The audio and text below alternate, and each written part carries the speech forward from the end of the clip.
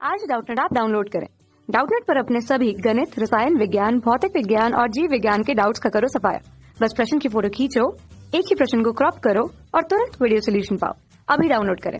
Hello दोस्तों, हमारे सामने प्रश्न है। उस सरल रेखा का समीकरण ज्ञात कीजिए जो रेखाओं x धन 2y धन 3 बराबर 0 और 3x धन 4y धन 7 बराबर 0 के प्रतिच्छेद बिंदु से होकर जाती है एवं अक्षों पर बराबर अंतःखंड काटती है। तो देखिए दोस्तों, यहाँ पर हम क्या कर सकते हैं। सबसे पहले तो हमें दो रेखाओं के समीकरण दे दिए गए हैं, तो हम लिख लेते हैं दी गई रेखाओं को।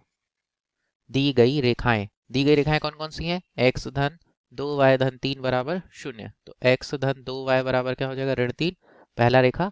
और दूसरा है 3x धन 4y धन 7 बराबर 0। तो इसे हल करके मैं लिख सकता हूँ, क्या लिख सकता हूँ? 3x धन 4y बराबर ऋण 7, समीकरण 2। अब ये दो समीकरण मिल गए रेखाओं के।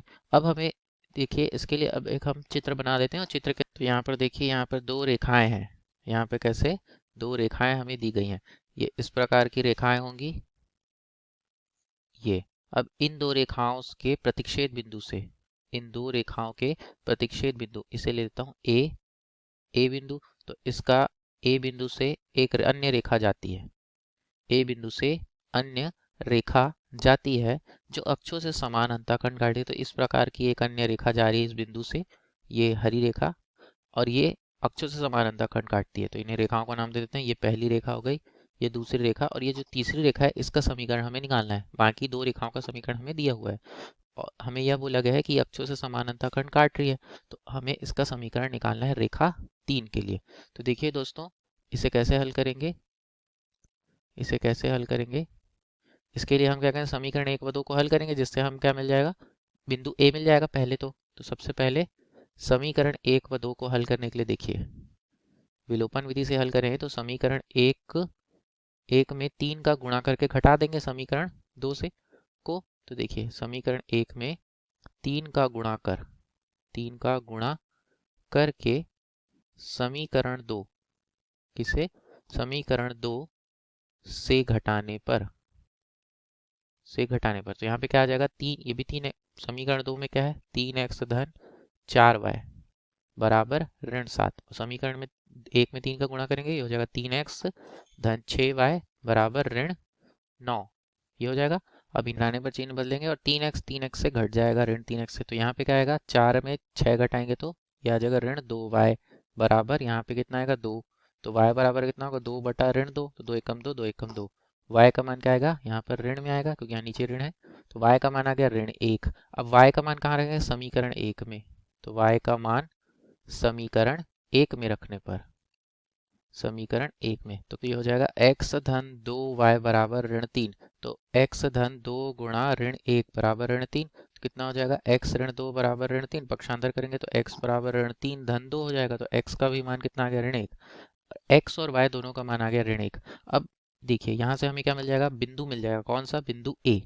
तो यहाँ से देखिए क्या हो जाएगा? बिंदु, अतः बिंदु ए का निर्देशांक, बिंदु ए का निर्देशांक क्या होगा? ए के निर्देशांक हो जाएंगे हमारे पास ऋण 1 कॉमा ऋण 1, ये हो जाएगा। इस बिंदु से कौन हमारी तीसरी रेखा गुजरती है? तो अब क्या करेंगे, चूंकि देखिए ये रेखा 3 x तथा y अक्ष पर अंतःखंड काट रही है, तो पहले रेखा का अंतःखंड स्वरूप से निकाल लेते हैं। चूंकि किसी रेखा का समीकरण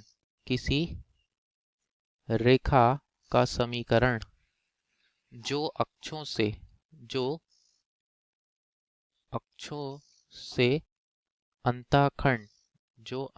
से अंतःखंड a तथा x से a तथा y से b बनाती हो, तो क्या हो जाएगा? ये हो जाएगा समीकरण x बटा a धन y बटा b बराबर 1। लेकिन जो हमारी रेखा 3 है वो अक्षों से समान अंतःखंड काटती है। तो देखिए, रेखा 3 अक्षों से समान अंतःखंड काटती है, अक्षों से समान अंतःखंड काटती है, प्रश्न में दिया हुआ है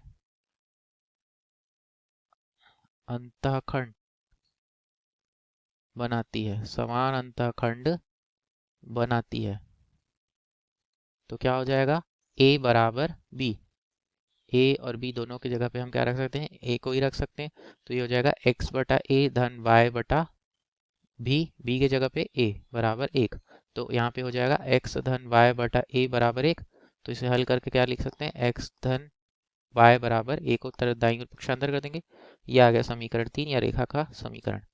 तो अब चूंकि रेखा 3, हमें यह भी बोला गया कि रेखा 3 बिंदु ऋण 1 बिंदु ए क्या है, वो ऋण 1 कॉमा ऋण 1 से जाती है, मतलब यह बिंदु इस रेखा को संतुष्ट करता है।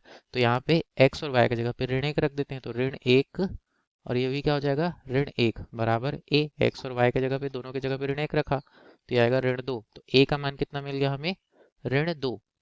अब a का मान ऋण 2 मिल गया तो a का मान पुनः समीकरण 3 में रखने से समीकरण प्राप्त हो जाएगा, वही हमें चाहिए था। तो a का मान समीकरण 3 में रखने पर क्या प्राप्त होगा, ये हो जाएगा x धन y बराबर ऋण 2, x धन y बराबर ऋण 2 यानी x धन y धन 2 बराबर 0। ये हो जाएगा पक्षांतर करने पे। तो यही हमारा अभीष्ट समीकरण है जो हमें ज्ञात करना था। धन्यवाद। कक्षा 6 से 12वीं से लेकर नीट, IIT, JEE वो एडवांस के लेवल तक 1 करोड़ से ज्यादा छात्रों का भरोसा। आज ही डाउनलोड करें डाउटनेट ऐप या व्हाट्सएप करें अपने सारे डाउट्स 8400 400 400 पर।